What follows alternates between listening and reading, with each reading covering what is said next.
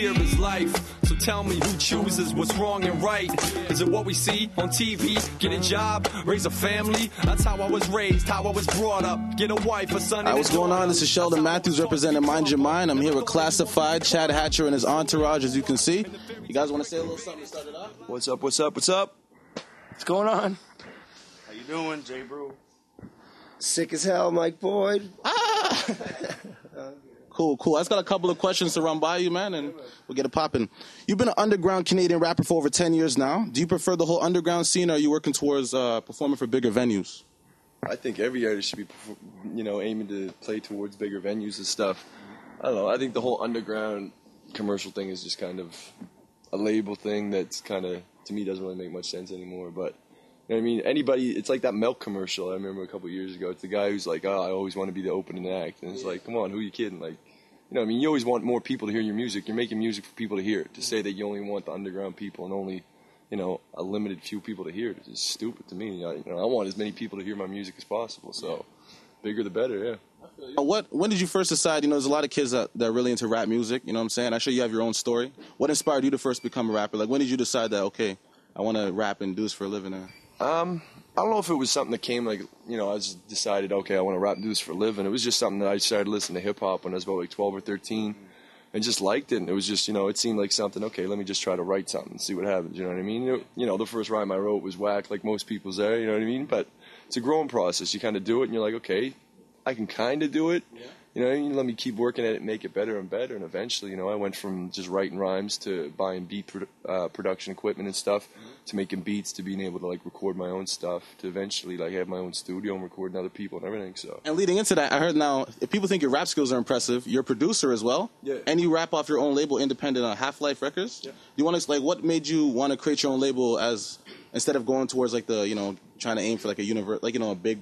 I couldn't get a record deal. You know what I mean? I'd say that's 90% of the problems with artists from Canada. You know what I mean? There's not a lot of people signing hip hop artists, so it was just something. I was making my own albums and stuff, and kind of just pressing it up myself. So I'm like, okay, well, let me start my own little record label and start it like that. Went from just pressing up 100, 200 copies to the next album pressing up 1,000, have a little bit of distribution, to the next album having national distribution, and just like I said, just slowly growing, starting from the grassroots, just doing it because I had to do it basically, but then taking it to a level where okay, this is kind of what I should be doing, trying to put my own music out, owning my own masters, and not having to rely on a big label to decide on what I should do with my life and my career. It's kind of it's all in my hands what I want to do. So if I succeed, it's on me. If I fail, it's on me.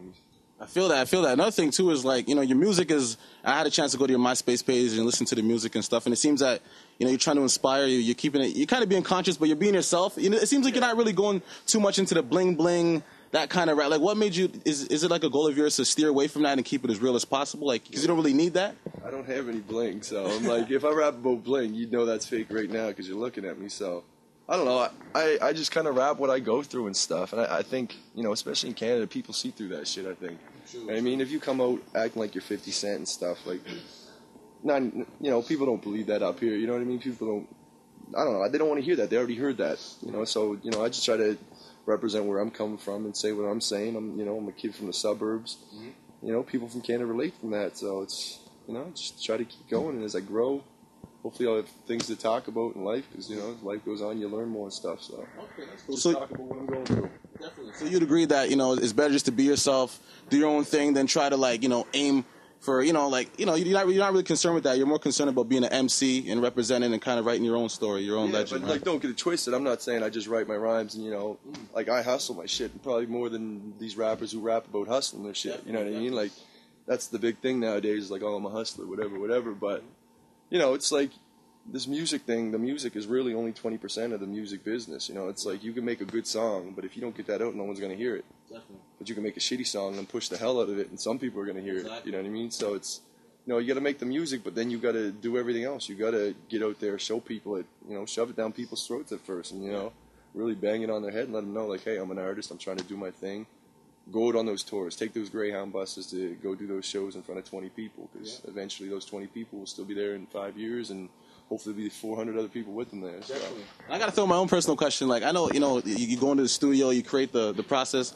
is it safe to say that it's better, like, you get a better feeling, like, when everything's done, you have the finished product, and you just go on stage and performing in front of so X amount of people, and they're all cheering for you? Is that what's that feeling like? What's the word I'm looking for?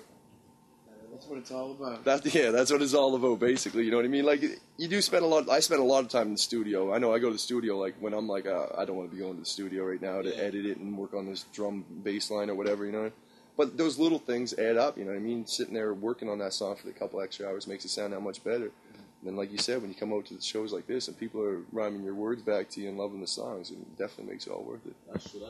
Another thing, too, is, like, explain a little bit about, from what I know, you had 2 singles on that finished on the Much Music video charts, 17 and 18 respectively, and you also had a 2005 Much Music Video Award for No Mistakes. No Mistakes. How was that? We want to explain, like, how was that situation? Did you expect to win that award or no? We showed up at the awards, and it was a super surprise. Like, I was kind of just going like, okay, I'm gonna go for the party. I'm nominated, whatever. Just being nominated was cool, That's true. And then, when we got there, this guy was following me around the whole time. And they're like, this guy's got to stay on, So I kind of had a clue something was up. Yeah. And he's just like, yo, you can't go away anywhere. You got to be right here or stay with me. So I was kind of like, okay, what's happening? So, and then we actually went and did a press photo shoot before the award was given out. Mm-hmm. And they announced me, like, he was classified this year's winner of Best Rap. And I'm like, what the fuck? I won? You know what I mean? So they gave me the trophy, took it back, and then they went to TV, and then they did the award. So I knew before I even went up there type thing. So it was a nice surprise. It was wicked recognition. Much music's been supporting me for years, so it's, it's been great. Definitely. Now I want to ask you a little bit about All About You, that song that you made. It seemed a little bit. Can you explain a little about it? Because it seems like a challenging. That's Chad Hatcher there. I met this guy. He's the guy that sings and plays guitar on that track there, right? Yeah. So he actually wrote when you hear it, you'll hear him singing the chorus and his verses. Yeah. That's the original version of the song, and he recorded it at my place, and then I kind of took it and added some percussion and stuff, spread it out and put my rhymes parts in it and stuff. But it was just the song he had that I was like, yo, this song's crazy. Would you like to explain a little bit about that song and the process? Sure. Yeah, it was cool, man. It was just a song that I was kind of working on, just kind of self-therapy sort of stuff, just to remind myself, you got to think of yourself sometimes instead of worrying about everything else that's going on around you, and it was cool because the parts I wrote to it, I couldn't finish it. I was like, I couldn't add anymore, and then I met Class, and he asked me to come over, and we kind of laid it down pretty rough, and then I left, and he just went at it, and then sent me the pretty much full version that night with his verses on it and stuff, and that's when it really came together for me. I knew that there was a reason I couldn't finish it, and it's obviously because it needed to come together the right way, right? So that's cool because like I said, he came over, did the song, and after he did the song, I have a page wrote down where I kind of write down song ideas, like something I might write about or whatever. Yeah. And after he did his, I was just like, oh, it's a great track. And I was going through my things, and I had a song called All About You, saying about, yo, worry about yourself. I just write down, little points what I want to say in the song, and it went perfectly with what he was saying. So I was like, oh, let me just try to write something. And that was incredible. I heard that song. It was incredible. Yeah, it's, it's one of my favorite tracks. It all came together, it was... And it sounds like nothing, which was why I liked it. It doesn't sound like a normal track you'd hear on the radio from a hip-hop artist. Yeah. Anywhere, so it's it's a good song that people liked it. Seems to hit people that don't even listen to hip hop too. So it's definitely. One more question. Well, I have more questions, but another question I want to throw on my own is Beating It. Yeah. That song, man. I heard that song. I'm like, you got to explain that song to me. Okay, you put the song together, right? And you're going through the process of explaining how to put a beat together, but making it match with the tempo, how did you even put that song together? I actually had that idea a few years before I made it, but I just never really did it. I was just like, let me rap about making a beat. And then one day I was just like, all right, let me sit down and do it. And I had the beat already done. I was just going through beats. I was like, all right, which beat do I want to do this with? And then I had the piano one that I ended up using. So I kind of just reversed everything when I wrote it and said, okay, well, let me look at what I did. Okay, I used the snares. Okay, I added that in. So I kind of wrote everything backwards, and then when I recorded it, I just kind of recorded it and then put all the sound effects in the background. So it was a lot of forward, backwards to make it match up. But it's definitely been one of my most experimental songs, I guess. And people, people really seem to be feeling that one just from, I guess, just the creative aspect. I've never heard anything like that before, so. No, it's one of my favorite tracks I ever did, just because how it came out, how it all finished, and just the idea of it, how it's It's never been done. Now, being that Mind Your Mind, we're an organization that we try to raise the awareness of the stigma surrounding mental health and all that kind of stuff. Now, if you could, give advice to some of these kids out there that are going through situations that may feel like they don't have anyone to talk to or whatever, what would you say to them? What kind of advice would you give to them on that, and even to pursue their dreams or anything like that? I don't know if it's good advice. I think everybody in the world's a little messed up. I think we all have our own little problems. I think everybody stresses out about things that 5 years from now probably won't even matter to them. So it's kind of like we're all going to have things that we worry about, things that are on our mind, things that are really taken away from our everyday life. But I think as we grow and we get older, you start to see things, and you see things for a reason, and they start to work themselves out, I guess is what I'm trying to say. So I don't know. I don't know if I answered that question right. No, you answered it properly. Okay. That's an honest answer.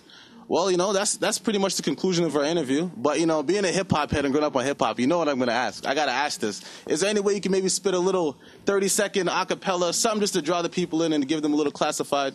All right, check it. Okay. What can I spit?